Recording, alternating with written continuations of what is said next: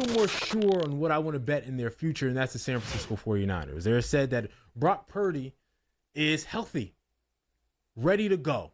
All right, won't be holding him back. He's going to be in camp now. They didn't name a starter, right? Like people think they're leaning towards Brock, but they still. You would think it's a 3-team race with Trey Lance, who some say looks a lot better, and Sam Darnold.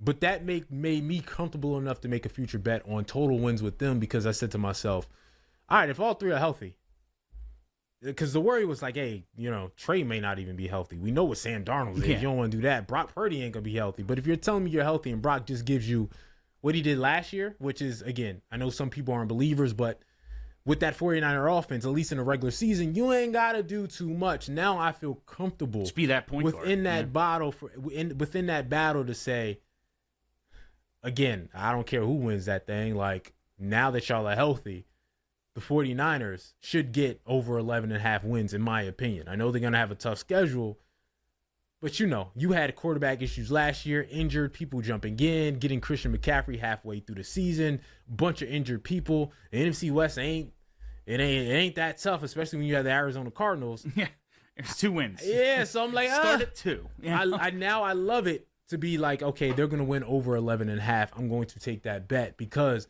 the 49ers are in a situation where you feel somewhat comfortable. They're not being forced to play a quarterback. They will get to choose which one they want. Yeah, and again, they all seem okay enough, if I dare I say it. Like, if Joe Burrow doesn't play, you said Trevor Siemian. If it's Mike White, if Tua doesn't play, you're like, all right, dog, I don't feel comfortable in that because everything you do revolves around a quarterback. Everything the Niners do not revolve around a quarterback.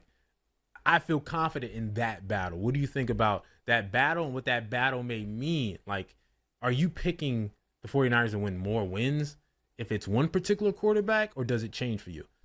Man, I guess Brock Purdy could really be what we saw last season. Guy who could quarterback them to 9-10 straight wins, take them to an NFC championship game. I just feel like their highest ceiling is with Trey Lance. Like, you drafted him where you did for a reason. Mm-hmm. We've never really seen him play. He got a little bit of time as a rookie, not really all that impressive. And then last season, okay, he played Chicago in a fake, monsoon game, and then he got hurt. Uh-huh. Like, we've never really seen Trey Lance. I think their ceiling is highest with him, but we know Kyle Shanahan. He wants the guy who's just going to go in and do what I tell you to do. Execute this offense, and we'll be fine. And that's Brock Purdy. Like, that's what we saw from Brock Purdy last year. Like, just don't screw it up, man. I designed this thing. We playmakers everywhere. Just don't screw it up. So, if I was going to bet Niners Super Bowl, it would be like, no, Trey Lance ran away with the job. But for win total, either one of them, they'll probably be a really freaking good team this year. Yeah. Other sort of recent news, Dalvin Cook, unsigned running back, looking to make a splash somewhere, looking to sign somewhere, makes a trip to New York to potentially sign with the New York Jets. That trip will be happening on Sunday. They'll meet on Sunday. And also the reports came out to go along with that is that, I lost train of thought. The quarterback, Aaron Rodgers. I was going to call him Alex Rodriguez. One of the A-Rods. I said A-Rod, and I said Alex Rodriguez, yeah. And I was like, that is not Alex Rodriguez. Aaron Rodgers reportedly took a big pay cut, potentially, and save about $35 million to allow some more people to sign in, to potentially allow a solid Dalvin Cook deal. How does Dalvin Cook make you feel? I think it's just another weapon for that offense. We saw Garrett Wilson get banged up. It looks like he just kind of turned his ankle. He should be fine. But I'm starting to get... It's not like an apples-to-apples comparison, but 2021 Rams vibes, 2017 Eagles vibes, where it's, we have a core, and we're just going to bring in some pieces, some good veteran pieces to kind of bolster the thing, and we're going to be better than expected. Now with Aaron Rodgers going there, with Hard Knocks, with it just being the Jets, it's New York, New Jersey, but they call themselves New York. Yeah.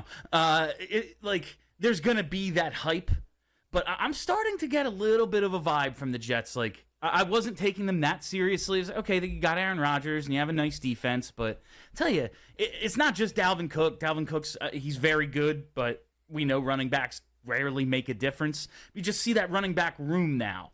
Breece Hall, who's still on physically unable to perform, and you see Michael Carter. All right, they have some playmakers if you have Dalvin Cook there, and we like the steps their receiving core took last year.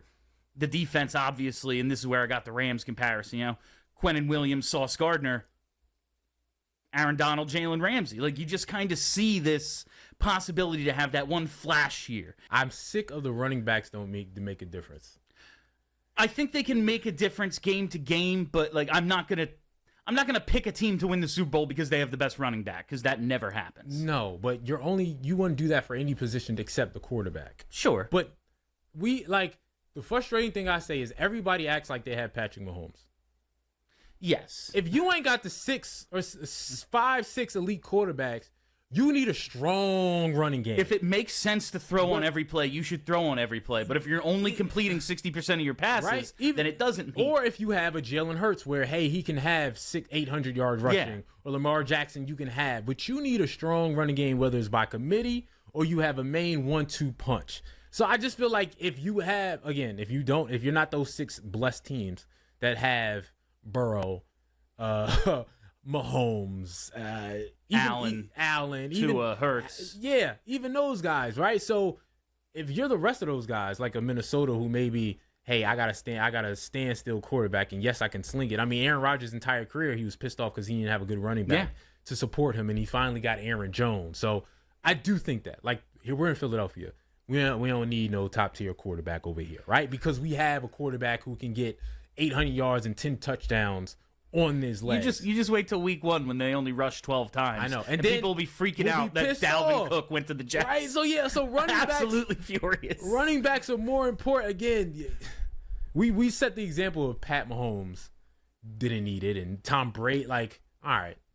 Yes, if you have some of the GOATs. There was also a year like Belichick, the best coach, was like, yeah, I'll take Corey Dillon, and they're coming off a Super Bowl, and they went and did it. And that's not that long ago. So I think Dalvin Cook could be, again, 4 straight seasons of 1,100 yards, 4.4 yards a carry. His career average is 4.7. He's still only 27 years old. Yeah, he hasn't crossed that 30 barrier yet. He's not 29, 30, where he's just going to be like, I'm not going to be able to. And he played all 17 games last year. We talked about how he's been banged up and stuff, but there aren't huge, like, glaring missed games since really he was a rookie. But last 4 years, 14 games, 14, 13, 17. That's every run. Like, you're not going to get more games out of any running back than that. So I think it's a good move for the Jets. I really think this could at least put them in that conversation. We're talking about, okay, maybe I'm moving Miami down in my mind because there's already questions about the quarterback's health, and then that defense, I just do not trust it. I know I trust the Jets defense. Yeah. Now they have Aaron Rodgers. You're bringing in yet another playmaker, a guy who can make it, and you're not counting on him to be that maybe workhorse running back that he's been. Maybe he doesn't have that anymore. You don't need him to. You have 3 good running backs. He can just be your lead guy. But Breece Hall was going to win offensive rookie last year before he gets down and Garrett Wilson wins it. So you just have weapons there to surround Aaron Rodgers with. This might be the best offense he's been in years.